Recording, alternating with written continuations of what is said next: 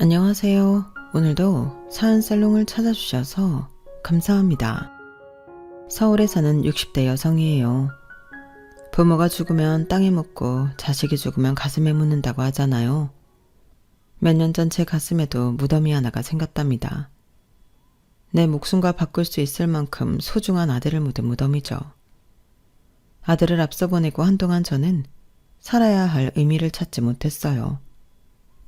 남편이 들으면 서운하겠지만 옆에 있는 남편한테 신경 쓸 겨를이 없을 정도로 제 삶 전체가 무너져 내렸거든요. 훌훌 털고 다시 일어설 힘이 조금도 남지 않아서 살아도 산 게 아니었어요. 그런데 그랬던 제게도 살아야 할 이유가 생긴 거예요. 저와 남편에겐 기적이라고밖에 설명할 수 없는 그날의 일을 들려드리려고 이렇게 사연을 보냅니다. 뒤돌아보면 제 인생은 남들에 비해 평탄했던 것 같아요. 대학 교수였던 아버지와 돈 있는 집안의 딸이었던 어머니 밑에서 고생이란 걸 모르고 살았거든요. 음대 교수였던 아버지는 6살 무렵부터 저를 피아노 앞에 앉히셨어요. 마치 아이 손에 장난감을 쥐어주듯 아버지는 고세리 같은 제 손을 피아노 건반 위에 올려주셨죠. 당시에 제가 얼마나 제대로 쳤는지는 기억이 안 나요. 다만 아버지랑 같이 뭔가를 한다는 것에 즐거움을 느꼈던 것 같아요. 당시 음대 교수임에도 불구하고 자식들에게 따로 음악 교육을 하지 않으셨던 아버지였기에 아버지가 손수 제게 피아노를 가르치셨다는 것만으로도 어머니를 비롯해 주변 분들은 많이들 놀라셨어요. 제게는 10살 이상 차이가 나는 언니와 오빠가 있는데 그 형제들에겐 하지 않으시던 걸 제게만 가르치셨으니까요. 그래서 다들 아버지가 계셔서 제게 음악적 소질을 본 게 아니냐는 말들을 했어요. 아무래도 저를 음악 쪽으로 키우려고 하시는 게 아닌가 하고 말이죠. 저 역시도 처음 피아노를 시작할 때는 몰랐지만 조금씩 머리가 커가면서 아버지가 그런 의도를 가지고 계신 게 아닌가 생각하게 되었어요. 사실 음악적 소질이고 뭐건 간에 제게 가장 의미가 됐던 건 아버지가 나한테 기대를 하시는구나 하는 생각이었어요. 그렇게 생각하니 연습을 게을리할 수가 없더라고요. 어떻게든 남들보다 낫다는 걸 증명하고 싶어서 밤낮 없이 연습하고 기대를 저버리지 않으려고 노력했어요. 제 또래 아이들이 나가는 콩쿠르에서 받은 트로피가 늘어갈수록 그래도 내가 아버지의 기대에 부응하고 있다는 만족감도 느끼게 되었죠. 외할아버지께서는 이런 손녀딸을 위해 해외 유학까지 보내주려고 하셨어요. 경자야, 이 할애비는 말이다. 이문이 나지 않는 데는 투자를 안 하는 사람이다. 뼛속까지 장사꾼이거든. 그런데 말이다. 이번만큼은 할애비가 우리 막내 손녀를 위해서 이문과 상관없이 투자를 해볼 생각이다. 그건 네 능력을 믿어서가 아니야. 네 아버지 안목을 믿는 거지. 서운해도 할 수 없다. 하지만 대신 널 위한 투자는 아끼지 않으마. 유학을 가고 싶다면 그게 어디든 보내줄 거고 네가 원하는 피아노가 더 있다면 전 세계를 뒤져서라도 찾아서 사주마. 구두쇠로 알려진 외할아버지께서 전적으로 저를 후원해 주시겠다고 하자 외가 식구들은 다들 엄청 놀라셨어요. 특히 어머니는 누구보다 기뻐하셨죠. 집에 돌아와 아버지께 자랑을 하실 정도로요. 여보, 우리 아버지께서 경자를 밀어주실 모양이에요. 원하는 건 뭐든 해주시겠다고 하지 뭐예요? 그래서 말인데 경자 플란서로 유학 보내는 거 어때요?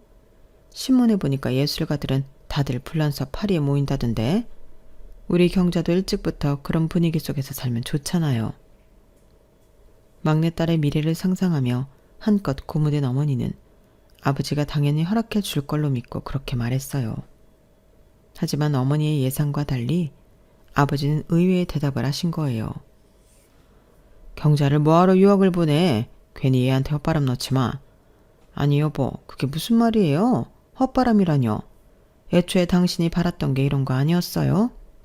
피아노에 소질이 있는 애니까 돈 있는 외조부 도움받아 해외 유학이라도 떠나길 바랐던 거 아니었냐고요. 이제 와서 발뺌할 생각이에요? 이 사람이 내가 언제 경자한테 피아노에 소질이 있다고 그랬어? 나는 그저 우리 경자가 나이 차이 많이 지는 형제들 밑에서 자라는 게 외롭지 않을까 해서 피아노를 가르친 것뿐이야. 안타깝게도 우리 집 애들 중에 음악적 소질을 가지고 태어난 애는 단 한 명도 없어. 아버지의 그 말은 많은 변화를 몰고 왔어요. 가장 먼저 시작된 변화는 어머니였어요. 그동안 어머니는 저를 예술고등학교에 보내려고 값비싼 피아노 레슨을 시키셨는데 하루아침에 딱 끊으셨거든요. 대신 제 공부를 도와줄 과외 선생을 들이셨어요. 이제는 딴 데 신경 쓰지 말고 열심히 공부해서 성적을 올리라는 무언의 압력이었죠.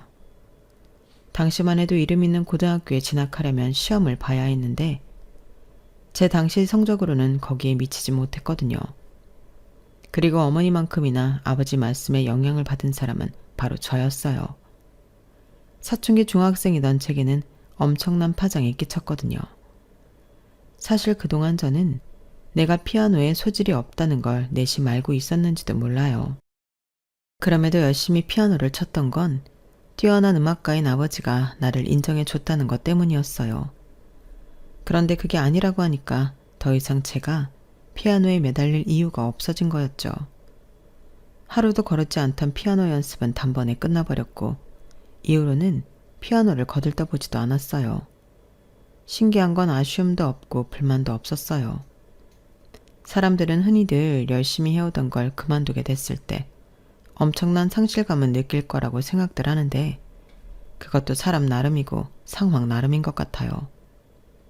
적어도 저는 피아노를 그만두면서 일말의 미련도 없었거든요. 오히려 피아노를 그만두고 본격적으로 공부를 시작하게 됐을 때 가슴이 설렐 정도로 신이 나더라고요. 그동안은 피아노 연습을 해야 한다는 강박 때문에 공부를 겉핥기로만 했었는데 이제는 온전히 신경을 쏟을 수 있어서 그렇게 좋을 수가 없었어요. 그렇게 1년 정도 공부에 매진했고 그 결과 명문고등학교에 합격할 수 있었어요. 저를 비롯해 부모님도 그때 아셨던 것 같아요. 제가 공부에 소질이 있다는 사실을요. 본격적으로 공부를 시작한 지는 얼마 안 됐지만 성적은 전교 1, 2등을 다툴 정도로 수직 상승을 했어요. 언니랑 오빠가 성적 때문에 외가 지원을 받아 가정교사며 과외선생을 옆에 끼고 살다시피 해서 턱걸이로 대학에 들어갔던 것과 달리 저는 고등학교 진학 이후 따로 사교육을 받지 않고 이런 성적을 냈기 때문에 더 인정을 받을 수 있었어요. 상황이 이쯤 되자 외할아버지께서는 이러다가 우리 집안에서 서울대 출신이 나오는 게 아니냐시며 엄청 기뻐하셨다더군요. 그래서 제가 따로 부탁하지 않았는데도 서울대생을 상주 과외선생으로 붙여주셨어요. 바로 이 사람이 미래의 제 남편이랍니다. 남편은 지방에서 올라와 장학금을 받으며 공부를 했는데 출신 대학도 그렇고 학업 성적이 우수해서 소위 말하는 있는지차식 과외선생으로 유명했던가 봐요. 공부 잘하는 외손녀한테 좋은 과외선생을 붙여주고 싶었던 외할아버지는 외숙모를 시켜 거액의 뒷돈을 주고 제 남편을 빼다가 저희 집에 보내주신 거예요. 나중에 남편한테 얘기를 들어보니 단순히 돈 때문에 거애를 옮긴 건 아니었다고 하더라고요. 원래 상주했던 집 애가 엄청 꼴통이었거든. 부모 기대는 하늘에 닿아 있는데 애는 아직 걸음마도 못하는 수준이랄까? 이런 녀석은 3년이 아니라 30년을 가르쳐도 서울에 있는 대학은 못 보낼 것 같았어. 돈 때문에 그 집에 붙어있긴 하지만 괜히 나중에 욕 엄청 얻어먹겠다 싶었지. 그러던 차에 당신 집에서 연락이 온 거야. 당신 외숙모 얘기를 들어보니 당신이 공부를 곧잘 한다더라고. 이 정도 애라면 서울대 보내는 것도 어렵지 않겠다 생각했지 뭐. 남편 예상대로 저는 서울대 수학과에 합격을 했어요. 친가와 양가 통틀어 서울대 출신은 제가 처음이었기 때문에 집안에서는 아주 난리였죠. 특히 외할아버지께서는 의상실 하나를 다 털어주실 기세로 고가의 옷들을 엄청나게 많이 맞춰주셨어요. 뿐만 아니라 제가 졸업할 때까지 학비는 물론 용돈까지 대주시겠다고 하셨어요. 이문이 남지 않는 장사는 안 한다는 외할아버지께서 제가 이렇게 투자를 하신 데는 이유가 있었어요. 저희 외할아버지께서는 명동에서 사채업을 오래 하셨는데 슬슬 돈 장사를 끊고 부동산 쪽으로 업종 변경을 꾀하고 계셨어요. 돈 장사와 달리 부동산 쪽은 관련 법도 잘 알아야 하고 인맥을 통한 정보도 많아야 하는데 문제는 외할아버지 밑에서 일하는 두 아들이 그런 인물이 되지 못한다는 거였죠. 이렇게 말하기 좀 그렇지만 저희 외삼촌들은 주먹 쓰는 일에 능할지 몰라도 머리 쓰는 일엔 영 꽝이었거든요. 그러니 외할아버지께서 제게 기대를 거셨던 거죠. 서울대 출신 인맥을 쌓기에도 좋고 수학과니까 계산력도 있을 거라고 믿으셨던 거예요. 그래서 미리미리 준비하는 차원에서 땅을 보러 다니실 때마다 저를 데리고 다니셨어요. 물건 보는 안목을 길러주시려고요. 세금 문제나 장부정리 같은 일들도 저를 불러 시키곤 하셨는데 물론 공짜는 아니었어요. 저희 외할아버지는 동계 사는 확실한 분이셨거든요. 외할아버지의 이런 편애 때문에 저는 외가에서 곱지 않은 시선을 받아야 했어요. 외삼촌들은 물론 외숙모와 사촌들까지 저를 경계했거든요. 그도 그럴 게 외할아버지께서는 제가 졸업 후에 외할아버지 사업을 돕길 바라셨어요. 그동안 할아버지 밑에서 굳은 일을 마다 않고 해왔는데 하루아침에 조카한테 홀라당 뺏길 상황이니 어떻게 저를 고운 시선으로 바라볼 수 있었겠어요. 저도 그 마음은 충분히 알고도 남죠. 그런데 그건 어디까지나 오해라는 걸 다들 몰랐던 게 문제였어요. 외할아버지께서는 제게 사업을 물려주시려는 게 아니라 외삼촌들을 돕길 바라셨던 것 뿐이거든요. 나중에서야 외할아버지를 통해 그런 사실을 전해 듣고는 그제야 저를 대하는 태도가 달라지더라고요. 대학교 3학년이 되었을 때 외할아버지께서는 제게 선자리를 잡았으니 나가보라고 하셨어요. 딱히 결혼 생각은 없었지만 외할아버지 말씀이라서 약속 장소에 나갔더니 글쎄 그 자리에 남편이 앉아있지 뭐예요. 제 과외선생으로 드릴 때부터 이미 제 짝으로 염두에 두셨던 거예요. 제 성적이면 굳이 뒷돈까지 줘가며 빼온 과외선생을 붙일 필요가 없었는데도 학비며 생활비까지 지원해가면서 남편을 제 옆에 붙여두신 건 훗날을 생각해 그러신 거였죠. 그러니까 남편은 저희 외할아버지한테 과외선생으로 뽑힌 게 아니라 애초에 외손주 사위로 뽑혔던 거예요. 남편과는 2년 정도 연애를 하다가 대학 졸업 후에 결혼식을 올렸어요. 대기업에 다니는 남편은 1년 중 3분의 2 이상을 해외에서 보내야 했어요. 출장 갔다가 돌아오면 며칠 안 돼서 또다시 출장을 떠났거든요. 아이라도 있었다면 외롭지는 않았겠지만 안타깝게도 우리 부부 사이엔 아이가 생기지 않았어요. 병원에 가서 검사도 해보고 임신이 잘 된다는 한약도 먹어봤지만 좀처럼 아이는 생기지 않더라고요. 그렇다고 남편이나 제 몸에 이상이 있던 것도 아니었어요. 차라리 임신이 어려운 몸이라고 했다면 입양을 고려했을 거예요. 아이가 없어서 그런가 남편은 점점 더 밖으로만 돌았어요. 밖에서 놀고 다닌 거라면 뭐라고 한마디 했을 텐데 일에 빠져서 사는 사람이라 그럴 수도 없었어요. 살면서 제 생일이나 결혼기념일을 남편이 챙겨준 일이 단 한 번도 없을 정도로 남편은 저보다는 늘 일이 먼저인 사람이었어요. 그래도 남들이 보기에는 이보다 좋은 남편감도 없었죠. 학벌 좋고 직장 좋고 돈도 잘 벌어오는 데다가 시집살이 시킬 시부모님도 없었거든요. 그러니 제가 외롭다고 떠들어댄들 제 말에 귀를 기울여줄 사람은 없었어요. 그럴수록 저는 점점 더 외로움에서 비롯된 마음의 병까지 얻게 되었고요. 수면제가 없으면 잠을 잘 수 없을 정도였어요. 돈이야 많았죠.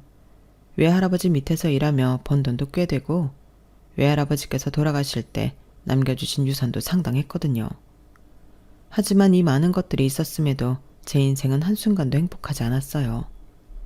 점점 더 시들어가는 기분만 들 뿐이었죠. 그러다 모든 걸 포기하고 싶어졌을 때 기적이 일어난 거예요. 며칠 동안 속이 더부룩하고 밥냄새만 맡아도 속이 올라오길래 소화제를 먹을까 하다가 혹시 몰라서 병원에 갔는데 담당 의사가 산부인과 진료를 받아보라고 하지 뭐예요. 속으로는 부질없는 짓이라고 생각하면서도 일단은 의사 말을 따르기로 했어요. 그랬더니 글쎄, 네? 임신이요? 네, 아직 초기 단계라서 조심하셔야 됩니다. 특히 노산이라서 더더욱 몸조리를 잘 하셔야 돼요. 당시 35이었던 저로서는 임신했다는 말이 좀처럼 믿어지지 않았어요. 지금이야 40을 넘어서도 임신을 하는 사람들도 많지만 당시만 해도 30대 중반이면 노산이라고 부를 정도로 그리 흔치 않은 케이스였으니까요. 몇 번이나 의사를 통해 임신 확인을 받은 저는 집에 돌아오자마자 울음을 터뜨렸어요. 아이가 생겼다는 사실에 기뻐서 그랬던 것도 있지만 요 근래 안 좋은 생각을 했던 게 뱃속의 아이한테 너무 미안했거든요. 자칫 잘못된 선택을 했더라면 이 아이가 세상 빛도 못 보고 사라졌을 거라고 생각하니까 뒤늦게 공포가 확 밀려왔어요. 일단은 마음을 추스르고 남편한테 연락을 했어요. 바로 연락이 닿지 않아서 남편 부하 직원한테 집에 큰일이 생겼으니 바로 연락해달라는 메시지를 남겼어요.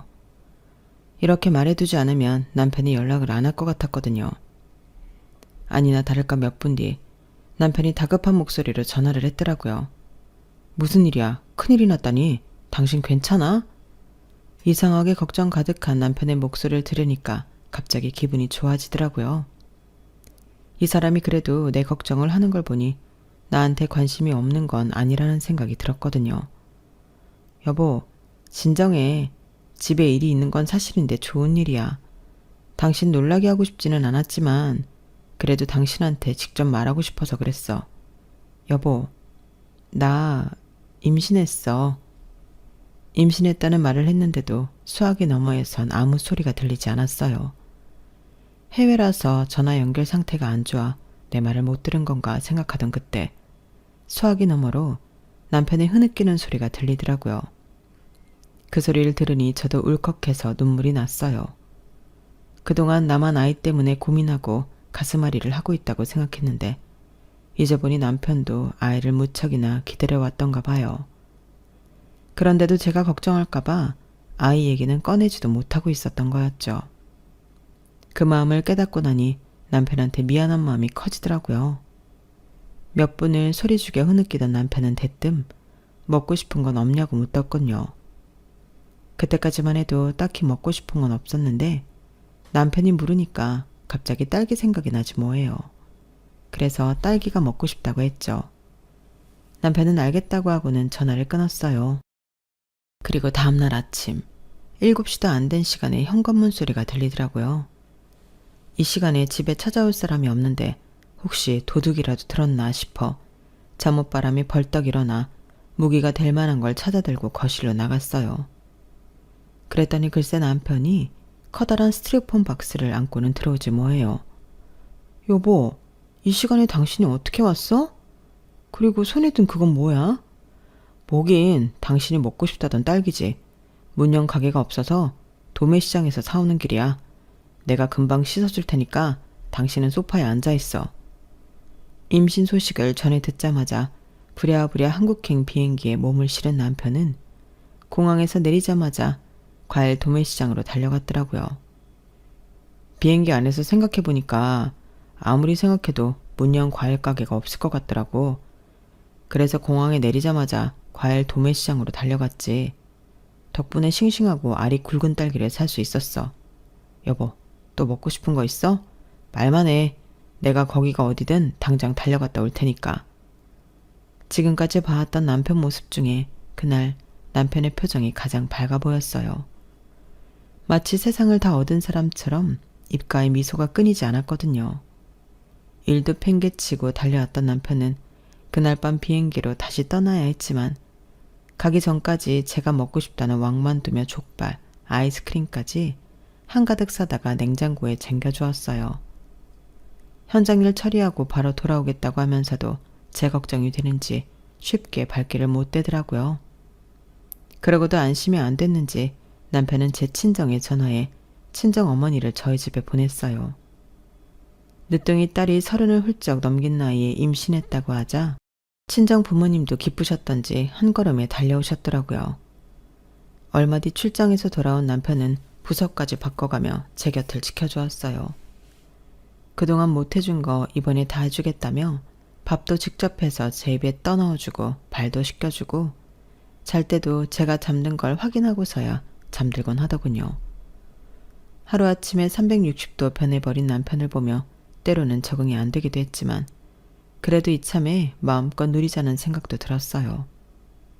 그렇게 10개월 가까이 임산부로서 온갖 호사를 누려온 저는 3시간 진통 끝에 출산을 했어요. 세상 무엇과도 바꿀 수 없는 귀한 우리 아들을 그렇게 만나게 된 거예요.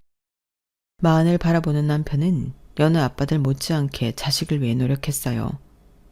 지금처럼 휴대폰에 카메라가 달려있던 시절이 아니라서 남편은 필름 카메라와 8mm 캠코더로 우리 아들의 순간순간을 담기 바빴어요.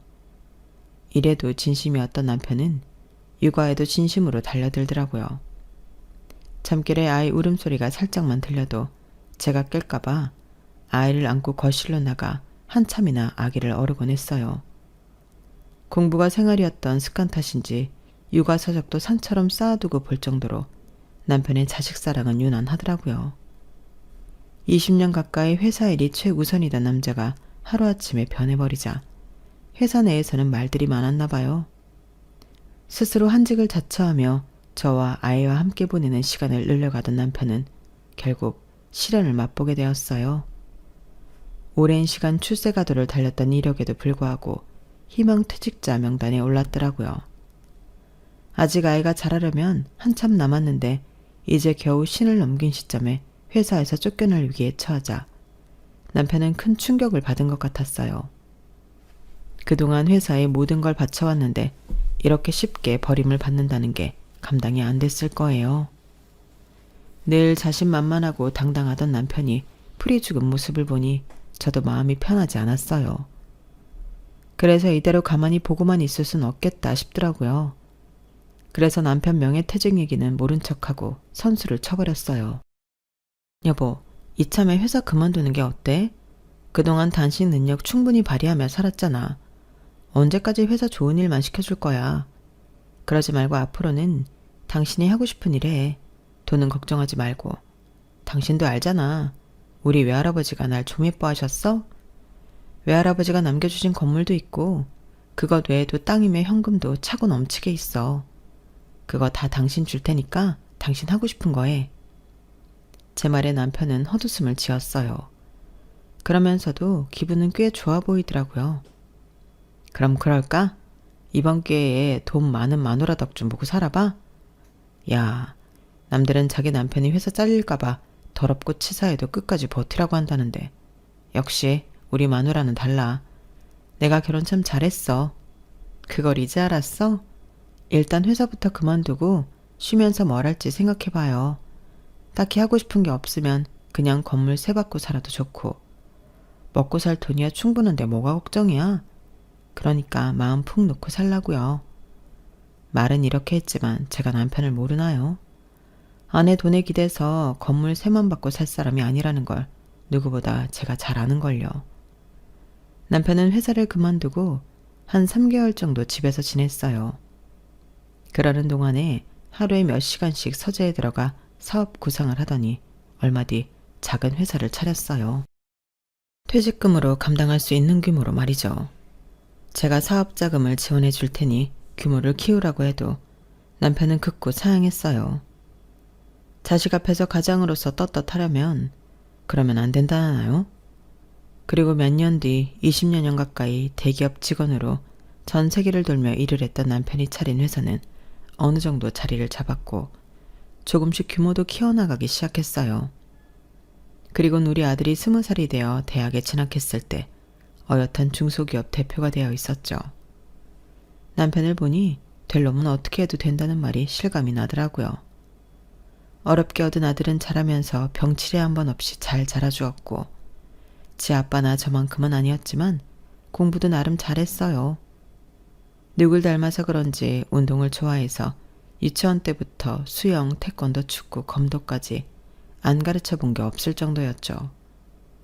저나 남편이 하라고 시킨 게 아니라 제가 스스로 하고 싶다고 해서 시켜준 거였어요. 그렇다고 운동을 전공할 만큼의 실력은 아니고 취미로 즐기는 수준이었죠. 문제는 하나를 끝까지 하는 법이 없다는 거였어요. 처음엔 신나서 하다가도 약간의 고비가 생기면 바로 손을 놔버리더라고요. 남편도 저도 늦게 가진 아이라서 오냐오냐해서 그런 게 아닌가 걱정이 될 정도였어요. 대학 진학을 앞두고도 며칠에 한 번씩 하고 싶다는 전공이 바뀌는 거예요. 하루는 기자가 되겠다고 하더니 다음 날은 스포츠 마케팅을 하겠다고 하고, 그러다 며칠이 지나면 언제 그랬냐는 듯이 수학 선생이 되고 싶다고 하니 참. 내 자식이지만 이게 나중에 사회에 나가서 사람 구실은 제대로 할지 걱정이 앞서더라고요. 그래서 하루는 남편이 아들을 잡아놓고 한마디 했어요. 이 녀석아, 사내 자식이 돼서는 뭐 하나 끈질기게 하는 것도 없고 툭 하면 생각이 손바닥 뒤집듯 바뀌면 어쩌겠다는 거냐? 이래서야 어떤 여자가 널 믿고 시집을 오겠냐? 네가 네 가정을 제대로 꾸릴 수 있겠어? 뭐든 한번 마음 먹었으면 끝장을 보겠다는 생각으로 덤벼. 크든 작든 성과를 잃어보라고. 그날 태어나서 처음으로 제 아빠한테 한 소리 들었던 아들은 꽤나 충격을 받았던 모양이에요. 그때 이후로는 성급하게 뭔가를 하겠다고 하거나 쉽게 포기하는 일이 없었거든요. 이듬해 아들은 대학에 들어갔어요. 정시로 3군데 썼던 곳 모두 합격을 해서 그 중에 제가 가장 원하던 대학에 진학을 했어요. 사실 남편과 저는 학교 이름을 봤을 때 A대학에 들어가길 바랐는데 아들은 B대학을 선택하더라고요. A대는 담임이 골라준 대학이라 과가 마음에 안 들고 자기가 원하는 과가 있는 대학은 B대라면서요. 그래도 졸업 후 취업을 생각하면 아무래도 더 이름이 있는 A대가 낫지 않을까 해서 아들을 설득해 보려고 했어요. 그랬더니 남편이 말리더라고요. 저 녀석이 인생에서 중요한 첫 선택이야. 나중에 후회를 하게 되더라도 스스로 하게 하자고. 부모가 자식 인생을 대신 살아줄 수는 없잖아. 남편 말이 맞다는 건 알기 때문에 따르긴 했지만 그래도 걱정이 되는 건 어쩔 수 없었어요. 아들이 선택한 전공은 디지털 아트였어요. 남편과 제게는 생소한 과였지만 아들 말로는 앞으로 전망이 있는 과라고 하더군요. 아들의 선택을 믿고 따라주기로 한 이상 딴지를 걸 생각은 없었어요. 그저 내 자식이 온전히 한 명의 사회인으로 제 몫을 다할 수 있기를 바랄 뿐이었죠. 그런 의미에서 아들은 기대 이상으로 잘해주었어요. 대학을 졸업하기도 전에 같은 과 동기들과 의기투합해서 회사를 차렸거든요. 아직 대단히 큰 돈을 벌지 못했지만 지들끼리 뭉쳐다니면서 용돈벌이 정도는 하는 것 같더라고요. 그러다 대학을 졸업하고는 일거리가 많이 늘었는지 집에도 자주 못 들어올 정도였어요. 엄마로서 걱정은 됐지만 그래도 제 자리를 잡으려고 노력하는 아들이 기특하기도 하더라고요. 그렇게 수년을 주말도 없이 뛰어다닌 덕에 아들네 회사는 어느 정도 자리를 잡게 되었어요. 지방 정부에서 하는 행사 일을 맡아서 하기도 하고 대학 축제나 영화, CF 쪽 일도 하는 것 같더라고요. 덕분에 저랑 남편은 영화 시사회 티켓을 선물 받기도 했어요. 그렇게 일에 빠져 사는 줄 알았던 녀석이 하루는 뜬금없이 결혼을 하겠다고 그러더라고요. 내가 인연을 쫓아다닌 끝에 사귀게 된 여자야. 그러니까 엄마, 우리 예지 시집살이 시키면 안 돼. 딸처럼 아껴주겠다고 해놓고 딸처럼 부려먹을 생각도 하지 말고 그냥 남의 집 귀한 딸이라고 생각하고 귀하게 대해줘. 알았지? 아들 녀석의 말에 어찌나 기가 차던지. 아니, 누가 며느리 구박을 하겠대요? 어이가 없어서. 정말 내가 지를 어떻게 키웠는데 벌써부터 지 아내 될 여자 편을 들다니 괘씸하기 짝이 없더라고요. 그렇게 아들이 데려온 며느리는 사실 마음에 썩 들진 않았어요. 뭐랄까 지 할 말 다 하고 사는 애 같았거든요. 빈말이라도 사람 듣기 좋은 말을 할 줄도 모르고 먹기 싫은 건 대놓고 안 먹겠다고 똑부러지게 말을 하더라고요. 남편은 앞에선 고분고분한 척하고 뒤에서 딴소리하는 사람보다 훨씬 낫다고 좋아했지만 그래도 저는 며느리의 성격이 부담스러웠어요. 제가 그런 성격이 못 돼서 그런 건지도 모르겠지만요. 게다가 상견례 때 사돈을 만나보니 더 마음이 심란해지지 뭡니까. 아무리 세상이 바뀌었다고 하지만 그래도 명색이 사돈지간이 될 사람들을 만나는 자리인데 어떻게 옷차림을 그렇게 하고 나온답니까? 집 앞 슈퍼에 라면 사러 가는 사람처럼 다 구겨진 바지에 티셔츠 차림으로 나왔더라고요. 그러면서 자기가 아내도 없이 힘들게 키운 자식이라고 생색은 어찌나 내든지 누구는 뭐 자식을 손쉽게 키웠답니까? 하나부터 10까지 마음에 안 드는 것 투성이었지만 뭐가 그리 좋다고 시종일관 실실거리며 제 신부감을 보고 있는 아들 녀석을 보니 열불은 나도 반대는 할 수 없었어요. 딱히 대단한 예단을 받을 생각도 없었지만 아들이 먼저 선을 긋더라고요. 자기 처가에 돈이 없으니 애초에 예단은 바라지도 말라고요. 그리고 신혼집은 자기가 모은 돈으로 전셋집을 구해 살 거고 집안 살림도 자기가 알아서 채우겠다고요. 아니, 그럼 네 처는 뭘 해온다니? 그냥 몸만 가지고 들어온대? 내가 그러라고 했는데? 엄마, 난 내 가정을 온전히 내 손으로 꾸릴 거야. 예전에 아빠가 나한테 그랬거든. 가장은 아내도 자식도 온전히 책임질 수 있어야 한다고. 엄마한테는 아빠가 있으니까 이제 나는 우리 예지한테 그런 사람이 될래. 엄마, 이해해 줄 거지? 그 아빠의 그 아들이라고 이런 건 어쩌면 지 아빠를 그대로 닮은 건지 반박을 하고 싶어도 할 수가 없더라고요. 아들을 임신한 이후 남편은 정말 제게 헌신적으로 대해주었거든요. 공주 대접이 무색하도록 받고만 살아온 내가 이제 와서 아들한테는 네 처한테 너무 잘해주지 말라고 할 수는 없는 노릇이잖아요. 그래서 속은 쓰리지만 이해하려고 노력했어요. 마음을 비우고 보니 며느리도 그렇게 막대먹은 애는 아니더라고요. 남편 말대로 뒤에서 딴소리하는 것보다 앞에서 솔직하게 말해주는 게 훨씬 편하기도 했고요. 적어도 앞과 뒤가 다른 애는 아니라는 얘기니까요. 그렇게 조금씩 며느리를 이해하려고 노력하다 보니 불편한 점도 조금씩 줄어들기 시작했어요. 그렇게 1년이 지나고 2년이 지나 우리가 가족이 된 지 3년이 넘어가기 시작했어요. 다른 건 아쉬운 게 없는데 손주 소식이 아직 없다는 게 마음에 걸렸어요. 저희 부부가 애가 안 들어서 마음고생을 했던 게 생각나서 애들한테 눈치를 주지 않으려고 부단히 노력을 했는데 그러다 보니 제가 속병이 나겠더라고요. 아들네 부부랑 외식을 나갔다가 식당 안에서 뛰어다니는 어린아이한테 시선이 갔는데 저도 모르게 순간 화들짝 놀랐지 뭐예요. 아무도 뭐라고 하지 않았는데 저 혼자 며느리한테 눈치 준 것처럼 보이면 어쩌나 걱정을 했지 뭐예요. 이런 걱정은 아파트 단지를 지날 때도 그렇고 며느리랑 차를 타고 가다가 초등학교 앞을 지나면서도 그렇고 수시로 하게 되더라고요. 손주가 태어나기 전까지는 남모를 이런 걱정을 하고 살아야 되나 한숨이 다 났어요. 그러면서 한편으로는 나도 이런데 당사자인 며느리는 오죽하랴 싶더라고요. 그래서 더 며느리한테 마음을 쓰게 되었어요. 그 일이 있기 전까지는 말이죠. 하루는 아들 녀석의 전화에서는 중대 발표가 있으니 저희 부부 보고 꼼짝 말고 집에 있으라고 그러지 뭐예요. 순간 머릿속에선 이혼이라는 단어가 떠올랐지만 아들 녀석 목소리가 밝은 거 보면 그건 아니다 싶었어요. 20분이면 도착할 거라는 아들 녀석이 집에 도착하기 전까지 저도 남편도 내심 전전긍긍이었어요. 그런데 이 녀석이 온다고 한 지가 언젠데 1시간이 지나도 감감무소식이지 뭐예요. 그렇게 3시간 가까이 남편과 저는 꼼짝 않고 집에서 아들을 기다렸어요. 그런데 그때 모르는 번호로 전화가 온 거예요. 그리고는 믿을 수 없는 말을 하더라고요. 제 아들내미가 교통사고를 당했는데 병원으로 바로 와달라고요. 얼마나 다쳤냐고 물어도 대답은 않고 빨리 오라는 말만 반복하길래 남편과 택시를 타고 병원으로 향했어요. 그리고 그곳에서 듣게 된 건 아들의 사망 소식이었어요.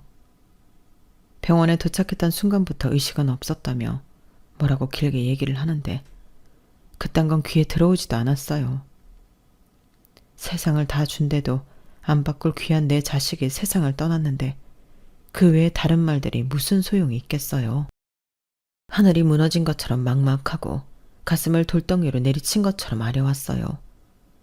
제가 바닥에 주저앉아 주먹으로 가슴을 치며 오열하는 바람에 정작 남편은 소리내 울지도 못했어요. 저까지 잘못될까봐 옆에서 전전긍긍이었죠. 그때까지는 정신이 없어서 아들 녀석과 함께 타고 있던 며느리 생각은 하지도 못했어요. 장례식을 진행하면서 며느리가 보이지 않아 그때서야 남편한테 며느리는 어디 있냐고 물었더니 병실에 입원해 있다고 했어요. 다행히 며느리는 찰과상만 조금 입었을 뿐 따로 다친 곳은 없다더라고요. 그런데 그 말을 들으니 더 화가 나는 거예요. 내 아들은 죽었는데 며느리는 고작 찰과상이 다라고? 심보를 이렇게 쓰면 안 되는 건 알지만 그래도 그땐 어쩔 수 없었어요. 내 아들의 죽음이 너무도 크게 느껴졌으니까요. 그렇게 멀쩡하면 지 남편 장례식에는 와야 할 거 아니에요. 어떻게 지 남편이 죽었는데 코빼기도 안 보이냐고요? 서운한 마음에 소리를 쳤더니 남편이 그러는 거예요. 그게 며느리가 충격이 커서 그런지 기억을 잃은 것 같아. 의사 말로는 일시적인 기억 상실일 거라는데 언제 기억이 돌아올지는 기약할 수가 없대. 그러니 장례식은 우리 둘이 치릅시다. 그렇게 남편과 둘이서 아들 장례식을 치르고 이틀간은 도저히 기운이 안 나서 침대에 누워 있었어요. 그랬더니 남편이 같이 병원에 좀 가보자고 그러더라고요. 싫어요. 내 아들은 죽었는데 살아남은 며느리를 보러 가자고요? 내가 왜요? 경찰이 하는 말 못 들었어요? 발견 당시 우리 애가 며느리를 감싸고 있었다잖아요. 그게 무슨 의미겠어요? 지 아내 살리자고 내 아들이 죽었다는 얘기 아니냐고요. 내 아들이 목숨까지 바쳐서 살려냈더니 기억 잃었다는 핑계로 내 아들 마지막 가는 길 배웅도 않고 속 편하게 잠만 잘 자고 있잖아요. 그런 애를 내가 왜 찾아가야 돼요? 안 가요. 안 간다고요. 고래고래 소리를 지르고는 이불을 뒤집어 썼어요. 그랬더니 남편이 다가와 제 등을 쓸어주며 그러더군요. 며느리가 기억에 들어오면 그땐 우리보다 더 힘들 거야. 당신 곁에는 나도 있고 내 곁에는 당신이 있지만 며느리한테는 아무도 없잖나. 작년에 친정아버지 세상 떠나고 아무도 없는 앤데 우리라도 돌봐야지. 우리 친석이가 하늘에서 보면 얼마나 야속해 하겠어. 며느리 위한다 생각 말고 내 아들 마음 편하게 해주자 생각하고 가보자고. 남편은 치사하게 우리의 얘기까지 꺼내며 제 등을 떠밀었어요. 그렇게 찾아간 병실에는 며느리 혼자 덩그러니 누워있더라고요. 다른 병상엔 가족으로 보이는 보호자들이 와 있는데 며느리 병상엔 아무도 없었어요. 그걸 보니 가슴이 뭉클하기도 했지만 저희 부부를 보고는 멍하게 바라보는 며느리를 보자 한숨이 났어요. 이제 하다하다 기억을 잃은 며느리 병수발까지 해야 하나 싶었거든요. 마음 같아선 손가락 하나 까딱하기 싫었지만 그래도 눈앞에 보이는데 두 손 놓고 있을 수가 없어서 남편과 함께 1층 편의점에 가서 필요한 물품을 사왔어요. 냉장고에 마실 거랑 과일도 채워두었고요. 그런데 그때 며느리의 주치의가 왔더라고요. 우리 보고 부모님이냐고 묻길래 시부모라고 했더니 의사가 며느리 눈치를 살짝 보더니 밖에서 얘기 좀 하자고 했어요. 그래서 따라 나갔는데 글쎄 아드님이 아내분과 뱃속의 아기를 살리려고 끝까지 아내분을 안고 있었나 봅니다. 그 말에 전식이 번쩍 든 저는 의사한테 되물었어요. 그게 무슨 소리예요? 뱃속의 아기라뇨? 모르셨어요? 며느님 임신 5주차입니다. 그 말을 듣는 순간 남편도 저도 눈물이 터져나왔어요. 내 아들 잡아먹은 며느리라고 속으로 그렇게 욕을 했는데 내 아들이 지킨 건 어쩌면 자기 자식인지 모른다는 생각에 괜히 며느리한테 미안하기까지 하더라고요. 남편을 따라 병원에 올 때까지만 해도 세상 만사가 다 귀찮고 그냥 아들 따라 가고 싶다는 생각뿐이었는데 간사하게도 임신을 했다는 의사의 말에 없던 기운이 솟아나지 뭐해요. 그 길로 며느리가 누워있는 병실을 달려가 며느리를 안고 펑펑 울었습니다. 얼마 뒤 며느리는 퇴원을 했고 아들 녀석과 함께 살던 집에 혼자 둘 수가 없어서 남편과 제가 수시로 찾아가 말벗을 해주었어요. 홀몸이 아닌 며느리 밥을 챙기는 것도 제 몫이었죠. 그렇게 반년 가까이 지나는 사이 며느리는 기억을 되찾았어요. 한 번에 다 떠올린 건 아니고 떠듬떠듬 조금씩 찾아나갔어요. 제 남편의 죽음을 떠올린 그날은 미친 듯이 울부짖어서 며느리가 잠들 때까지 제가 안고 있었습니다. 그리고 다음날 며느리가 그러더군요. 저희 부부랑 같이 살게 해달라고요. 혼자서는 이 집에서 버틸 자신이 없다는 거예요. 저도 남편도 며느리랑 뱃속의 아기가 걱정되던 터라 두말 않고 그러자고 했어요. 손자 녀석이 태어나던 날도 며느리는 저희 부부랑 집에서 함께 아침을 먹고 병원으로 향했어요. 출산을 한 직후에도 며느리 곁을 지킨 건 저희 부부였고요. 3년이 지난 지금은 더 이상 시부모와 며느리가 아니라 그냥 딸처럼 지내게 되었답니다. 평탄하기만 했던 제 인생에 불어닥친 시련이 처음엔 감당하기 힘들어서 모든 걸 놓아버릴까 생각했어요. 하지만 인생은 시련을 이겨낼 만큼의 기적 같은 희망도 선사한다는 걸 알게 되었죠. 제게 있어 기적은 손자 녀석의 탄생이었어요. 이제는 모녀지간처럼 지내는 며느리도 제 인생의 기적 중 하나라고 해야겠네요. 자기 아내를 귀한 남의 집 딸처럼 귀히 여겨달라던 아들 녀석의 부탁을 오늘도 생각하며 사연을 마칩니다. 지금까지 제 사연을 들어주셔서 감사합니다. 여러분의 가정에도 안정과 행복이 가득하기를 진심으로 바랍니다. 여러분, 사연 댓글에 응원과 현명한 조언 부탁드려요. 좋아요와 구독은 저에게 큰 힘이 됩니다. 오늘도 좋은 일 가득하세요.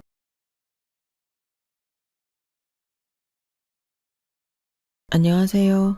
오늘도 사연살롱을 찾아주셔서 감사합니다. 저는 사회복지센터에서 일하고 있는 40대 아줌마입니다. 40대 아줌마지만 저는 얼마 전 저와 제 가족을 모욕한 뻔뻔하고 파렴치한 인간들에게 제대로 참교육을 시켰어요. 그리고 제 개인적으로도 큰 성장을 이루었고요. 물론 그 과정은 굉장히 괴롭고 힘들었지만 저는 결과적으로 제 자신에 대한 인식 자체가 뒤바뀌게 되었어요. 스스로를 뿌듯하게 여기게 되었달까요? 만약 과거에 제가 당했던 안 좋은 일들을 똑같이 겪으시는 저와 같은 아줌마가 있다면 그분들께 용기를 주고 싶어서 이렇게 제가 겪었던 일들을 써서 보내게 되었어요. 긴 이야기지만 부디 끝까지 제 이야기를 들어주시기 바랍니다. 저는 30대 후반이라는 늦은 나이에 결혼을 했어요. 원래 고향은 지방이었지만 대학을 입학하며 약 15년간 서울살이를 했었죠. 서울살이를 할 때 저는 매일 무언가에 쫓기는 기분으로 지냈어요. 학창시절에 저는 항상 저희 가족이 굉장히 번잡한 번화가에 산다고 생각했었는데 서울은 차원이 다르더군요. 매일 출퇴근 때마다 지하철 인파에 치이고 끼이며 살다 보니 제 모든 인생이 회색인 것처럼 느껴지더라고요. 그래서 30을 훌쩍 넘은 나이에 오랜 서울살이를 마치고 다시 고향으로 내려왔고 이곳에서 남편을 만나 결혼을 하게 된 것이었죠. 그리고 같은 복지사 일이지만 고향에 내려와서 일하다 보니 전에 없던 열정이 활활 불타게 되더군요. 아무래도 제가 사랑하는 제 고향의 일이다 보니 더 마음이 가기도 했고 더 이상 무시무시한 인파에 치여 살지 않게 되어 삶의 질도 올라가니 마음이 더 긍정적으로 바뀌어서 그랬던 것 같네요. 서울에선 연애를 길게 못하던 제가 고향에서 남편을 만나 2년간의 긴 연애 끝에 결혼까지 하면서 마음은 더 여유로워졌어요. 그렇게 만족스럽던 제 삶에 단 하나 방해물이 있다면 그건 바로 시어머니와 시누이였는데요. 연애는 환상이고 결혼은 현실이라더니 제가 실제로 겪어보니 옛말 틀린 거 하나 없더라고요. 특히 결혼은 남편과 하는 게 아니라 시댁 집안과 한다는 말이 뼈저리게 와닿았답니다. 저희 남편이야 성격이 모난 데가 없이 둥글둥글하지만 시어머니와 시누이는 아니었거든요. 결혼하기 전 처음 인사드릴 때부터 시어머니와 시누이는 절 굉장히 불편하게 했어요. 그래, 서울에서 10년도 넘는 기간 동안 살다 내려왔다던데 서울살이가 많이 힘들었니? 네, 여기랑은 다르게 사람도 너무 많고 밤늦게까지 술집거리며 차들도 시끄러워서 저한테는 잘 안 맞더라고요. 서울엔 24시간 운영하는 음식점이 워낙 많아서. 그럼 나도 서울 살 때는 12시 넘어서 새벽까지 밖에 돌아다니고 그랬다는 말이야? 네, 아무래도 회식이 그렇게 늦게 끝날 때도 많았고요. 친구들이랑 잠깐 만났다가 들어가더라도 대중교통 타고 이동하다 보면 12시를 넘기는 경우도 종종 있었어요. 어머, 결혼도 안 한 처녀가 12시가 넘도록 집에 안 들어와도 부모님이 뭐라고 안 하셨단 말이야? 그야 제가 홀로 자취하느라 역세권에 집을 얻지 못했었거든요. 귀가할 때는 지하철도 타고 버스도 타야 하니까 저희 부모님도 그런 사정은 다 이해해 주셨어요. 에휴, 그렇구나. 그럼 부모님들은 뭐 하시는 분들이니? 아빠는 돼지 농장을 운영하시고 엄마는 고깃집을 하세요. 두 분이 거의 같이 일하시는 거나 다름없으시죠. 원래는 아빠 혼자 직원들 두고 하시다가 뭐? 돼지 농장? 고깃집? 아우, 어째 들으면 들을수록 머리만 아파지네. 그래, 알았다. 이만 들으마. 결혼식 얘기나 마저 해보렴. 어머니, 새언니 부모님도 굉장히 오랫동안 장사하셔서 동네에서 입지가 탄탄하신 분들이세요. 바로 옆 동네라 나중에 한번 들러보시면 아실 거예요. 고기도 정말 신선하고 맛있고요. 에휴, 그래, 너야 뭔들 안 좋겠니? 아예 대놓고 저와 저희 집안을 싫어하는 티를 팍팍 내면서 제 얘기는 듣기도 싫다는 듯이 굴었죠. 처음엔 그런 시어머니와 시누이의 반응에 결혼을 망설였던 것도 사실이에요. 하지만 그럴 때마다 남편이 나서서 중재를 해주었고 시어머니와 시누이는 매번 못마땅한 반응이면서도 남편의 중재에는 별다른 사족을 붙이진 않았죠. 당시 저로서는 1년에 10번도 볼까 말까한 시댁 식구들보다 매일 살부대 끼며 같이 살아갈 남편이 더 크게 느껴졌기에 남편이 계속 중재만 잘해준다면 참고 살 수 있을 거라 생각했어요. 하지만 결혼 후 시간이 점점 지나면서 시어머니와 시누이는 점점 더 저를 무시했고 남편은 점점 더 중재를 안 하기 시작했어요. 사실 저도 그런 부당한 대우에 곧바로 맞서지 못하고 조금은 위축되어 있었던 게 시댁 가족은 원래 30년 전만 해도 누구나 알아주는 지역 유지였다고 해요. 그러다가 남편이 20대 초반이었을 무렵에 여러 번 큰 위기를 겪으면서 재산 규모가 많이 줄어든 거였죠. 그럼에도 불구하고 저희 부부가 결혼하기 약 3년 전 돌아가신 시아버지가 건강하셨을 때는 마을 통장도 하시고 군수자리도 제안을 받으셨을 정도로 그 영향력은 유지되었다고 해요.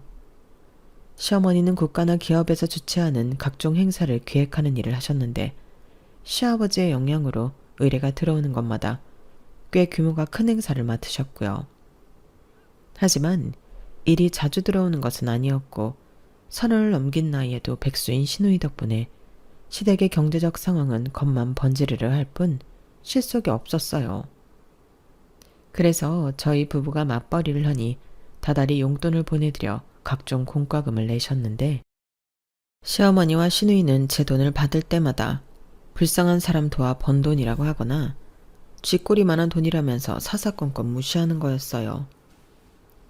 어머니, 이번 달에 병원비 나오셨다 그래서 제가 조금 더 넣어드렸어요. 여기요. 계좌로 이체하면 되지 뭐하러 매번 이렇게 봉투에 담아오는 거니? 불쌍한 노인네들 도와주면서 돈 벌다 보니 지금 그 노인네들이랑 나랑 헷갈리는 거야? 아니요, 그럴 리가요. 평소엔 이체해드리는데 그래도 이렇게 얼굴 뵐 때는 직접 드리는 걸 좋아하실 줄 알았어요. 어머님이 싫으시면 다음부턴 이체해드릴게요. 그거 뭐 얼마나 되는 돈이라고 봉투에 담아와요? 그게 더 없어 보여요, 언니. 저희가 이렇게 자주 만다는 것도 아닌데 오실 때마다 그렇게 쥐꼬리만한 돈으로 생색을 내셔야 편하겠어요? 생색을 내려고 하는 게 아니라 제 생각으로는 직접 뵙고 전달해 드리는 게 예의라고 생각해서 그런 거예요. 알겠어요. 앞으로는 안 그럴게요. 당신 다음 주 주말에 계속 출근이야? 유성이네가 부부동반으로 한번 보자는데. 다음 주부터 3주간은 좀 바빠서 안 돼. 차라리 평일이 어떨까 싶은데. 불쌍한 노인네들 돕는 게 뭐 그렇게 손이 간다고 주말까지 출근을 해? 바깥에서 돈 벌어오는 남편이 네 스케줄에 맞춰야겠니? 그 돈도 안 되는 거 대충 좀 해라. 일단 유성이네는 나한테 나 혼자 갈게 그럼. 시어머니와 시누이가 계속해서 저를 무시하고 깎아내리는데도 남편은 그런 두 사람의 말이 안 들리는 듯이 행동하며 자기 할 말만 했어요. 솔직히 시댁 식구들이 매주 저희를 부르거나 하지 않아서 그나마 버틴 거지. 그렇지 않았으면 진작 부부싸움이 100번은 더 났을 겁니다. 다행히 방문 횟수가 적어 평소엔 제 일에만 집중할 수 있었지만 사회복지사로 일하며 각종 민원에 단련이 된 저도 시댁에 방문할 때마다 무시를 당하니 조금씩 안 좋은 마음이 쌓여갈 수밖에 없었어요. 하지만 저는 시댁 식구들이 제 일을 무시하면 무시할수록 더욱더 애정을 가지고 일을 열심히 했답니다. 언젠간 제 노력이 인정받는 날이 올 거라고 믿으면서요. 지금 생각해보면 제가 바랐던 게 시댁 식구들의 인정이었는지 아님 남들의 인정이었는지는 잘 모르겠네요. 어쨌든 제가 일을 열심히 할수록 점점 저에 대한 평판이 좋아졌어요. 사무실 안에서는 제가 일을 열심히 잘하는 에이스로 손꼽혔고 제 프로젝트에 참여해준 주민들은 늘 저에게 고마워하며 참외며 고구마와 같은 선물까지 주시곤 했죠. 직장에서의 삶은 저는 만족도가 굉장히 높았어요. 하긴 시어머니와 시누이 그 두 사람만 아니면 어디서 누구와 뭘 하든 힘들 게 없긴 했죠. 남편과 둘만 있으면 또 괜찮았거든요. 남편은 저희 친정집에서는 사위 노릇은 다 해줬거든요. 그래서 저희 부모님도 남편을 늘 좋게 보았고 저도 그런 분위기에서 굳이 부모님께 시댁과의 불화를 티내지 않았어요. 그러니 저희 부모님은 당연히 당신들이 사위한테 잘해주는 것처럼 시댁도 저에게 잘해주는 걸로만 아셨죠. 그러던 어느 날 저에게는 선물과도 같은 일이 생겼는데요. 당시 제가 밤낮 없이 몰두하면서 기획한 프로젝트가 정말 좋은 성과를 내게 되었는데 글쎄 그 프로젝트로 인해 상까지 받게 된 거였어요. 세연 팀장이 이번에 시장 표창장 대상이래. 제가요? 그래, 지금 명단 든 거 보내줄게. 그동안 열심히 하더니 이렇게 빛을 보네. 축하해. 사무실 안은 금세 축제 분위기로 바뀌었고 모든 직원분들이 절 축하해 주었죠. 제 예상보다도 더 큰 보상이 주어지니 기쁘다기보다는 어안이 벙벙하더군요. 조금 울컥하는 감정도 생기고요. 소식을 들은 친정 부모님은 뛸 듯이 기뻐하셨어요. 전화기 너머로도 엄마 아빠가 절 자랑스러워 하시는 게 고스란히 전해주었는데 예기치 못하게 부모님께 효도를 하게 되어 얼마나 뿌듯했는지 모릅니다. 우리 딸이 무려 시에서 주는 표창장을 받게 되었다니 세상에 이게 무슨 일이야. 이번에 사무장님도 그렇고 많이들 도와주셔서 그래. 운이 좋았지 뭐. 그래도 네가 못하면 다들 도와주시겠어? 주변에 인복이 많은 것도 결국 다 네 복이야. 아니 여보, 이럴 게 아니라 우리 세연이랑 직장 동료분들이랑 다 같이 초대해서 축하 파티라도 열자고. 정서방이랑 사돈댁들도 다 모시라고 해. 네 아빠 말이 맞아. 이렇게 경사스러운 일이 생겼는데 작게라도 축하 파티를 열어야지. 안 그래? 아 참나. 그게 무슨 작은 파티야. 우리 가게가 작잖아. 어쨌든 다들 모셔와. 알았지? 저희 엄마 가게는 테이블이 20석이나 있는 가게였는데도 엄마는 당신 딸 표창장 받은 거 자랑하기엔 작다고 하시더군요. 부모님의 들뜬 목소리 때문인가? 저도 그제서야 제가 상을 탄다는 게 현실감 있게 느껴졌어요. 그래서 기쁜 마음으로 사무실 동료분들을 전부 초대하고 남편에게도 말했죠. 그런데 그때 너무 설레는 마음에 평소라면 망설였을 행동도 거침없이 하게 된 거예요. 당신 주변 사람들 중에서도 부를 사람 있으면 불러. 그날 어머님이랑 아가씨도 시간 되면 오시라고 할까? 엄마랑 유라를? 글쎄 뭐 두 사람이 온다고 하면 그러지 뭐. 왜? 어머님이랑 아가씨가 꽃등심 좋아하시잖아. 우리 엄마 가게에서 꽃등심 한 번도 안 드셔보셨는데 이번에 한번 먹어보면 그동안 가지고 있던 생각이 완전히 뒤바뀔걸? 내가 엄마한테 따로 얘기할게. 어머님이랑 아가씨 자리는 특별히 좋은 고기로 대접하겠다고. 불리하지 않아도 돼. 그 두 사람이야 맨날 여기저기 돌아다니면서 좋은 것만 먹고 다니는데 뭐. 괜히 비싼 거 달라 그래서 장모님 힘들게 하는 거 아니야? 돼지고기집에서 돼지고기 대접하는 게 어때서? 두 사람 정도에 충분히 대접할 수 있어. 걱정 마. 우리 가족이 그 정도 능력은 있어. 당신 바쁘면 내가 연락드릴까? 아니야, 됐어. 내가 내일 얘긴 해볼게. 남편의 말은 저희 엄마를 걱정해주는 것 같았지만 왠지 모르게 그 정도 메뉴를 감당할 만하냐고 무시하는 것 같이 들리더군요. 어쩌면 그동안 시댁 식구들한테 하도 무시를 당해서 제 자격지심 때문에 그렇게 들렸을지도 모르겠네요. 아닌 게 아니라 저는 말 나온 김에 정말로 시어머니랑 시누이를 꼭 초대해서 저희 엄마의 솜씨를 맛보게 해주고 싶었어요. 다시는 저희 집을 무시하지 못하도록 말이에요. 제 바람대로 다음날 남편은 시어머니와 시누이도 축하 파티에 오기로 했다고 문자로 알려주었어요. 특히 시어머니가 지인까지 다 데려오시면서 다 합치면 인원이 30명은 될 거라고 했죠. 솔직히 기대했던 것 이상이라 놀라웠어요. 엄마가 축하 파티 준비하시는 걸 돕다가 남편의 연락을 받았는데 엄마 아빠는 반색을 하시며 특별히 좋은 자리를 마련해야겠다며 좋아하셨죠. 저는 엄마가 초대한 지인들만 해도 굉장한 분들이 오실 텐데 괜찮으시겠냐고 그러실 필요까진 없다고 말렸지만 엄마는 단호하게 이런 날은 가족을 먼저 챙겨야 한다며 시댁 식구들과 그 손님들에게 제일 좋은 자리를 마련해 주셨답니다. 축하 파티에 올 인원들이 어느 정도 확정되고 친정 부모님도 준비를 거의 마치셨을 즈음에 저는 예정대로 표창장을 추상했어요.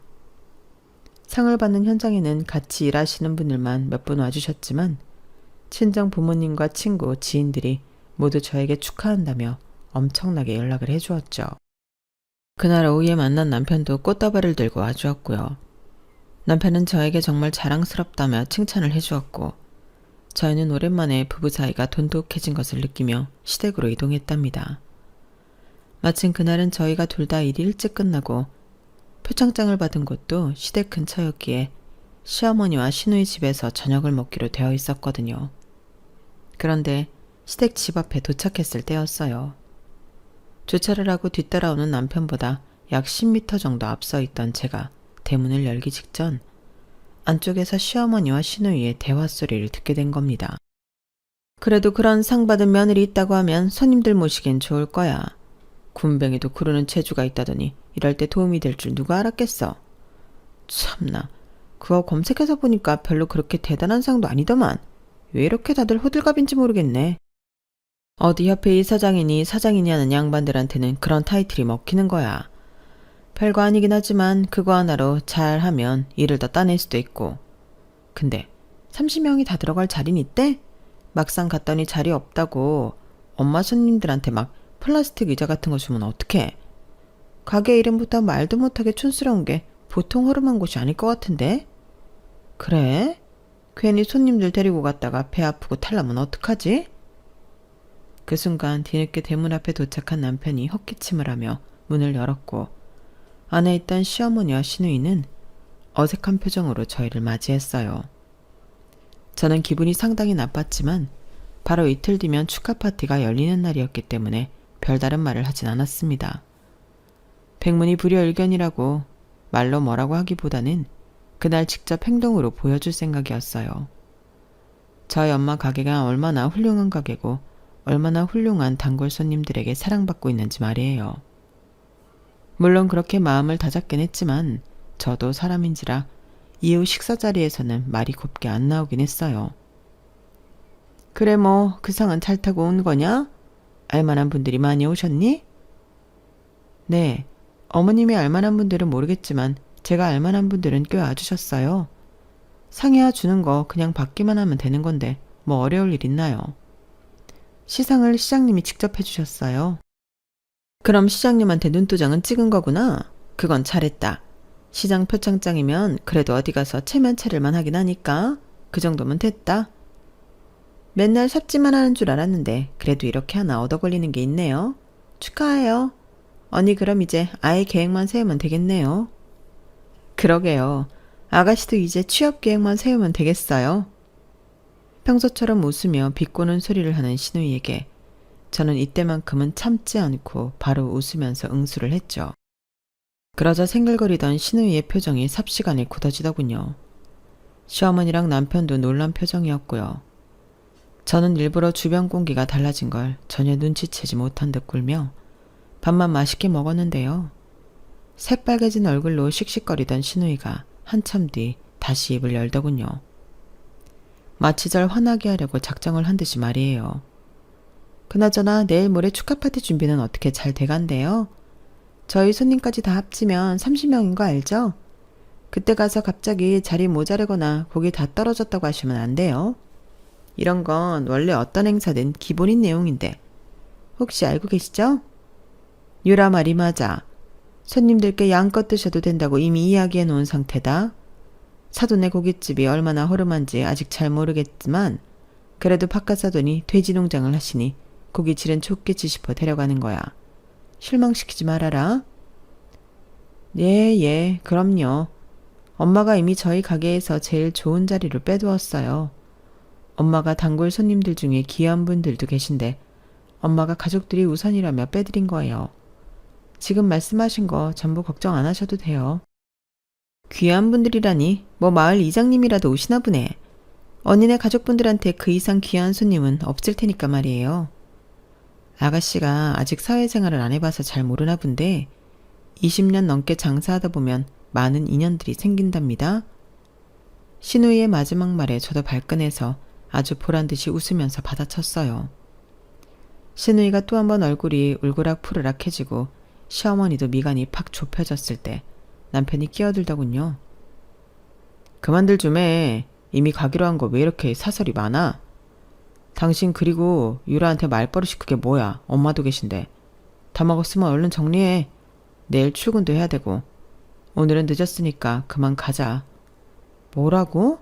그만하고 일어나자고. 좋은 날 괜히 불편하게 만들지 말고.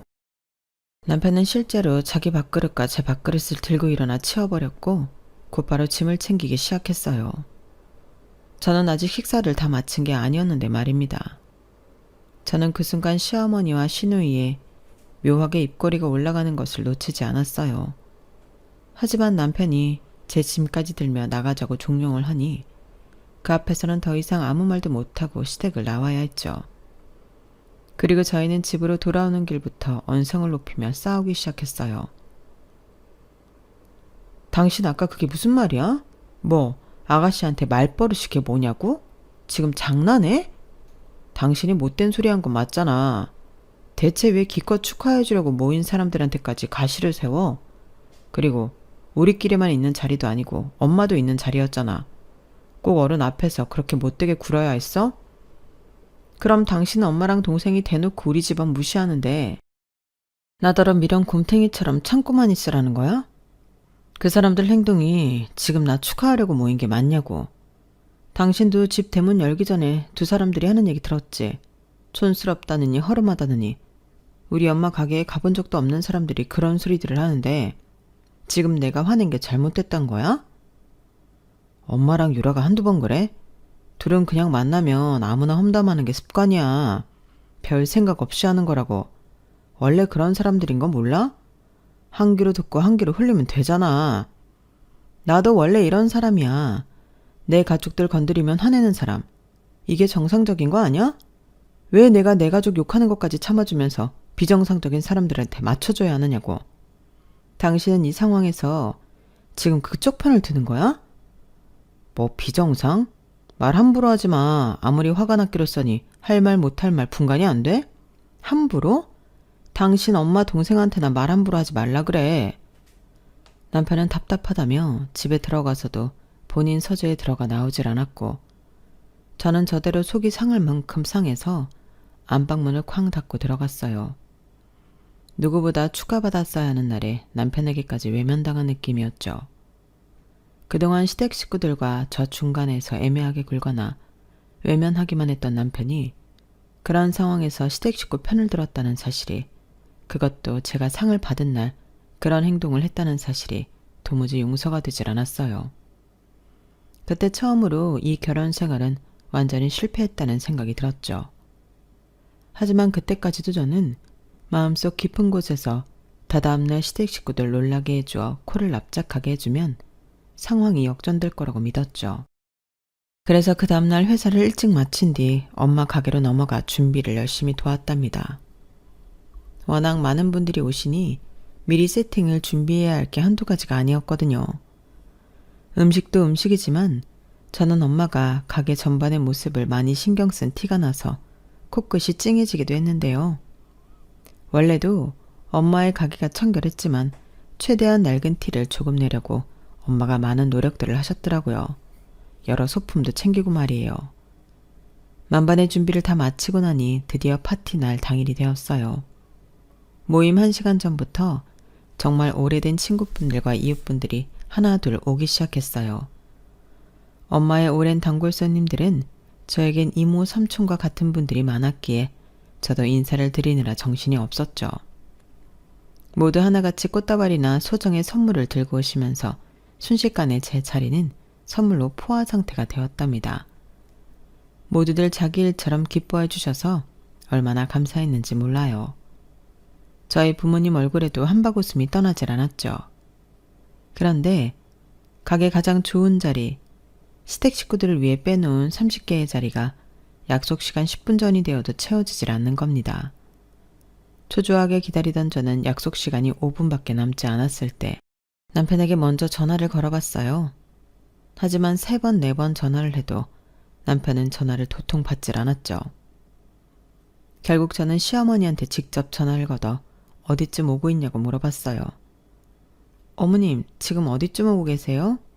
아, 안 그래도 연락 언제 오나 기다리고 있었다. 거기 아무래도 멀어서 못 갈 것 같아서 말이야. 네? 뭐라고요? 지금 갑자기 5분 전에 그게 무슨 소리예요? 어머님이 말씀하신 30명이 전부 못 온다는 말이세요?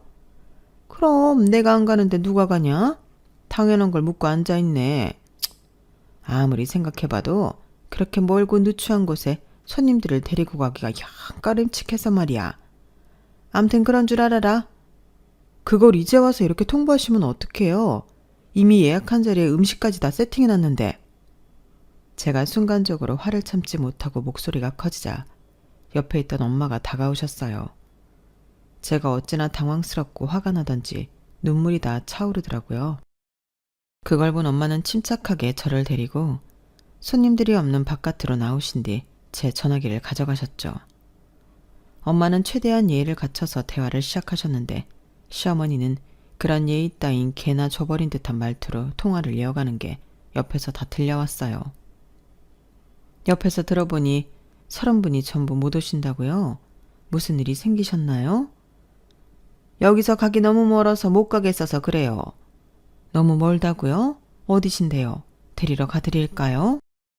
아니, 사정상 못 갈 수도 있지. 왜 이렇게 꼬치꼬치 캐물으세요? 같이 계신 손님들 생각해서 그러는 거니까 그렇게 아세요, 그냥.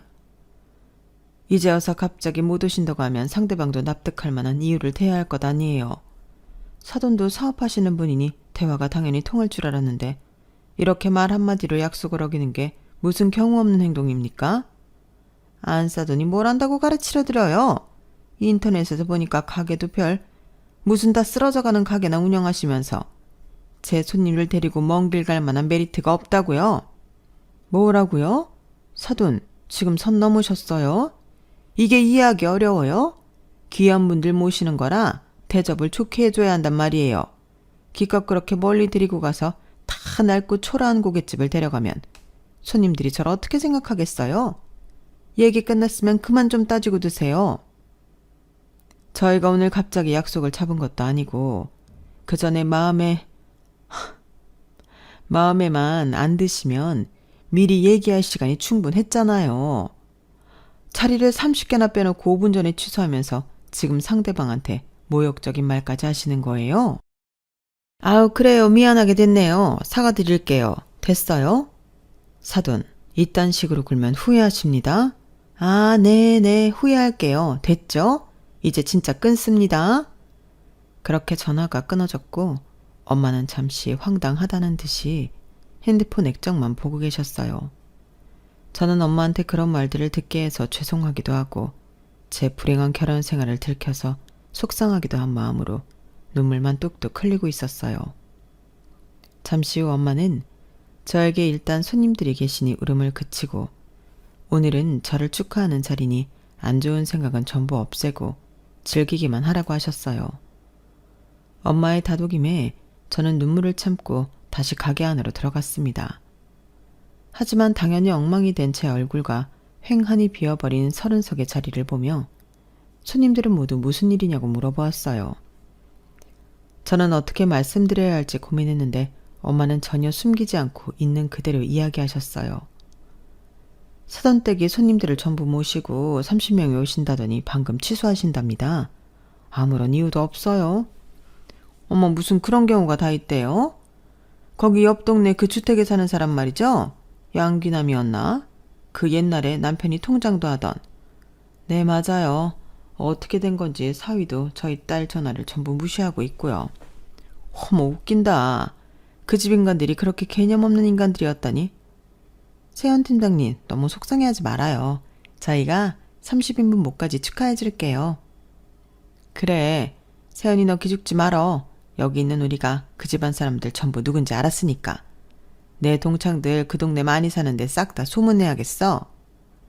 다들 진심으로 저를 위로해주고 축하해주시니 저는 울다가 웃다가를 반복했고 종국에는 즐겁게 그 자리를 보낼 수 있었네요.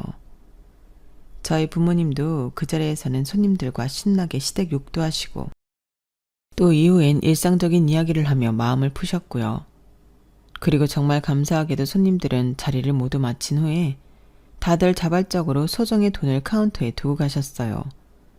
저희 세 가족이 극구 반대하며 말렸지만 10,000원 한 장이라도 기어이 놓고 가셨죠. 그동안 저희 엄마한테 얻어먹은 외상값이 많다며 없는 얘기까지 하시면서 말이에요. 저랑 아빠는 그런 손님들을 마지막까지 친절히 배웅해드렸는데 엄마는 손님들이 얼마 안 남았을 때 한 분에게 다가가 잠깐 이야기 좀 하자며 데려갔어요. 키가 저보다도 머리 하나 더 크신 나이가 지긋한 분이셨죠. 저도 어려서부터 자주 봐왔던 단골 손님 중 한 분이셨어요. 두 분은 약 5분 정도 진지하게 이야기를 나누셨는데요. 대화가 끝나고 그 손님은 제가 오늘 저녁 늦게라도 연락드리겠습니다. 라는 말과 함께 떠나셨어요. 저는 뒷정리를 하면서 엄마한테 그 손님에 대해 물어보았는데 엄마는 되려 저에게 역질문을 해오셨어요. 그 집 인간들이 다 그딴 식으로 못돼 처먹었어? 정서방도? 너 시집갔을 때부터 그랬어? 아빠도 화가 단단히 난 표정으로 절 지켜보셨고요. 저는 그날 부모님께 제가 시집 온 뒤로 시댁 식구들의 어떤 식의 비난과 조롱을 받아왔는지 모두 이야기했고 저희 부모님은 어두운 표정이었지만 별다른 말씀 없이 그동안 고생했다며 절 안아주셨답니다. 저는 그때까지도 연락이 없는 남편에게 똑같이 아무런 연락을 안 하고 그날은 친정집에서 잠들었어요. 잠에 들면서 저는 마음속 저 깊은 곳에 이미 남편에 대한 마음을 정리한 것 같았죠. 이제는 저도 남편을 포함한 시댁 인간들에게 질릴 대로 질려버렸거든요. 그런데 다음날 오전 일찍부터 엄마가 꽃단장을 하시기 시작하는 거예요. 제가 일어나자 저에게도 일이 있어 나가봐야 하니 얼른 외출 준비를 하라고 하셨죠. 어디로 가는지 정확히 말은 안 해주시면서 일단 단정하고 예쁘게 차려입을 하셨어요. 영문을 모른 채 저는 일단 엄마가 시키는 대로 했고 모든 걸 이미 다 알고 있는 듯한 아빠는 가게며 집안일이며 모두 맡겨만 주고 얼른 다녀오라고 저희를 배웅해 주셨답니다. 엄마는 절 데리고 택시를 탄 뒤 저희 지역에서 손꼽히는 호텔로 가달라고 하셨어요. 도착한 호텔로 들어가니 로비에서 저희를 반기는 건 바로 어제 가게 안에서 엄마와 이야기를 나누던 그 단골 손님이셨죠. 저는 엄마와 함께 그분과 간단한 인사를 나누고 그분이 인도하는 대로 3층까지 따라 올라갔는데요. 3층에 도착하자 연회장 입구가 보였는데 그곳에선 시어머니가 딱 봐도 고급스러운 양복을 입은 분들과 함께 있더군요. 저는 보자마자 그 사람들이 시어머니가 모신다던 손님들이라는 걸 알 수 있었어요. 그 사람들은 시어머니의 설명을 듣다가 그쪽으로 다가가는 저희를 보고 깜짝 놀라며 인사를 해왔어요. 조 회장님 안녕하십니까? 여기는 어쩐 일로? 아, 잘 지냈나? 아, 여기 이분은 예전에 우리 회사에서 임원직에 있던 오 여사님이네. 예전에 우리 회사 90년대에 유일한 여자 임원이 있었다고 얘기한 적이 있었지? 아, 그 오 여사님이십니까? 안녕하십니까?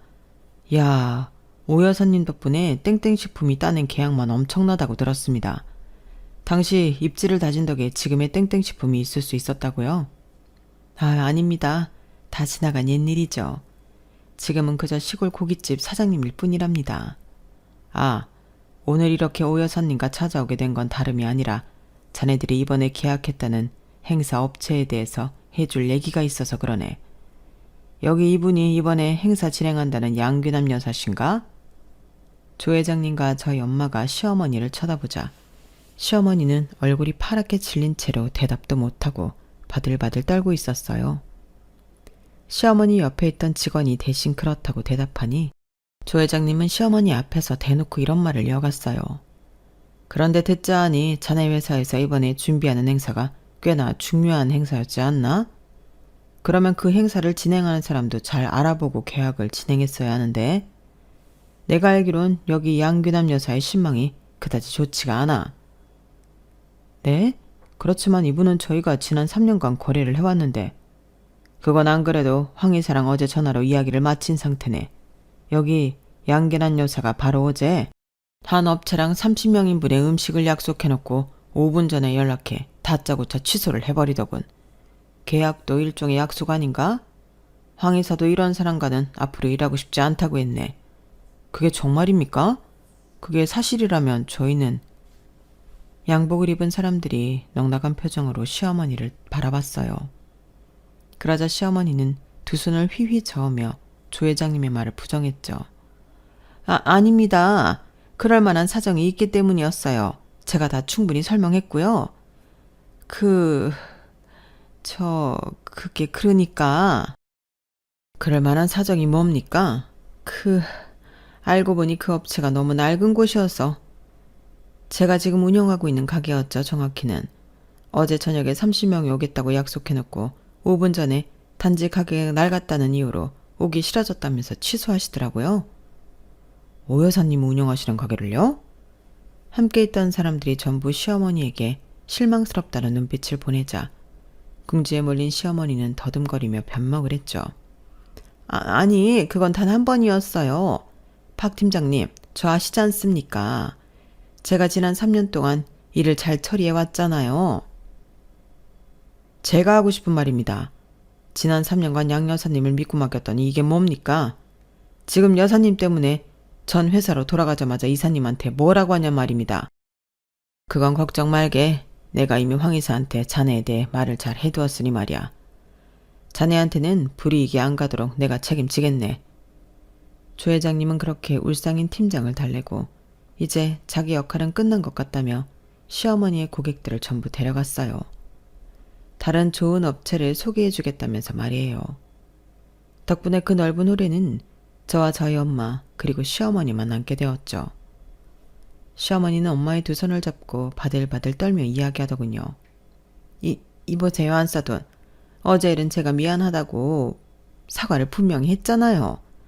제가 어제는 너무 경황이 없어서 설명을 충분하게 드리지 못한 것 같은데 제가 뭔가 오해를 그러니까 실수를 어제 이렇게 사과하시지 그랬나요? 이거에 반만 했어도 제가 사정을 이해했을 텐데요. 엄마는 차갑게 시어머니의 손을 뿌리쳤고 시어머니는 그 자리에서 저희에게 다짜고짜 무릎을 꿇었어요. 어제는 제가 정말 죄송했습니다. 제가 어제 음식값은 전부 변상할게요. 저 회사는 절대 이러면 안 돼요. 제 회사가 제 고객의 거의 전부란 말입니다. 다른 곳은 1년에 한두 번 의뢰가 올까 말까인데 안사돈 제발 한 번만 봐주세요. 얘 세연아 사돈께 잘 좀 말씀드려 봐라. 얼른 이 시애미 한 번만 봐달라고 좀 그래. 제가 왜요? 저는 누구 말 맞다나 멍청하고 돈도 못 버는 사람이라 그런 어려운 일은 못하겠는데요. 야, 아니 나는 네 남편 엄마잖냐. 내가 너한테도 잘못했다. 그동안 내가 말을 곱게 하질 못했지? 그게 내가 그런 식으로 말을 원체 안 하는 사람이라서 그랬다. 내가 앞으로는 2번 다시 안 그러겠다고 이렇게 약속하마. 응? 글쎄요. 이렇게 약속하신다고 해도 언제 또 말을 뒤집을지 모르니까 어머님을 믿을 수가 없네요. 그리고 어머님, 지금 정말로 저희한테 미안해서 사과하시는 건가요? 아니잖아요. 당장 어머님 일에 지장이 생기니까 억지로 미안하다고 사과하시는 거잖아요. 사람을 대할 때는 기본적으로 지켜야 할 예의가 있는 거 아직도 모르시죠? 죄송하지만 저는 그런 사람들이랑은 어떤 약속도 하기 싫고 어떤 관계도 맺기 싫어요. 뭐라고? 저희 딸 의견이 이렇다니 별 수 있나요? 사돈 사과는 없던 일로 하겠습니다. 남의 딸을 그렇게 하대하고 못살게 굴 정도로 잘나신 분이면 이번 난간도 알아서 헤쳐나가든지 하세요. 엄마와 저는 시어머니를 바닥에 두고 그 자리를 떠나버렸답니다. 그동안 못했던 소리를 대놓고 꺼내니까 속이 다 후련하더군요. 집으로 돌아오자 그때까지도 연락 하나가 없던 남편놈에게서 미친 듯이 전화가 왔어요.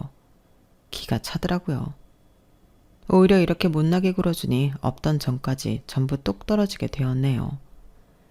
제가 단 한 번의 연락도 받지 않은 이 남편은 답답했는지 직접 저희 친정으로 찾아와 이야기 좀 하자며 절 불러내려고 했는데요. 제가 밖으로 나가려고 하자 아빠가 절 가로막았죠. 미안하지만 이번 건 아빠한테 맡겨라. 아빠도 뭔가 하나쯤 하고 싶어서 말이야. 아빠가 그렇게 비장하게 밖으로 나가시니 저는 아빠가 대체 뭘 하실지 궁금해서 창문 밖으로 고개를 빼꼼히 내밀고 보았어요. 그런데 아빠는 밖으로 나가자마자 근엄한 자세와 목소리를 단숨에 없애고는 마당에 있는 빗자루를 집어들어 냅다 남편을 패기 시작했습니다. 남편은 계속 얻어맞다가 아빠의 행동을 보고 남편을 도둑으로 오인한 복순이에게 엉덩이를 물리곤 비명을 지르며 달아났죠. 누가 우리 복순이를 똥개라고 했는지 그때 보니까 천재견이 따로 없었지 뭐예요. 저는 그 모습을 보고 깔깔거리며 한참 웃었네요. 이후 저는 남편과 이혼을 마치고 친정집에서 부모님과 함께 살고 있답니다. 당연히 제가 시댁에게 당한 일들을 환희하는 증인들과 증거가 차고 넘치다 보니 위자료를 두둑히 받을 수 있었어요. 시댁 집안 식구들은 옆 동네까지 그 추한 인성에 대한 소문이 쫙 퍼지면서 요즘은 고개도 못 들고 다닌다고 하더군요. 업계에서도 소문이 쫙 퍼지면서 시어머니는 신우이처럼 백수가 되었고요. 역시 사람이 아무리 지위가 잘나고 재산이 잘나봤자 인성이 못나면 비참한 최후를 맞이하는구나 싶었네요. 저는 여전히 제 일에 열심을 다하면서 잘 지내고 있어요. 저희 엄마의 가게 역시 여전히 잘 되고 있고요. 저희 가족은 누구처럼 남들에게 늘 친절하고 예의가 바르니 동네 주민들, 같이 일하는 사람들과도 항상 잘 지내고 있답니다. 제 이야기는 여기까지예요. 들어주셔서 감사합니다. 여러분들 주변에는 좋은 분들이 넘쳐나시길 진심으로 바랍니다. 좋은 하루 되세요. 여러분, 사연 댓글에 응원과 현명한 조언 부탁드려요. 좋아요와 구독은 저에게 큰 힘이 됩니다. 오늘도 좋은 일 가득하세요.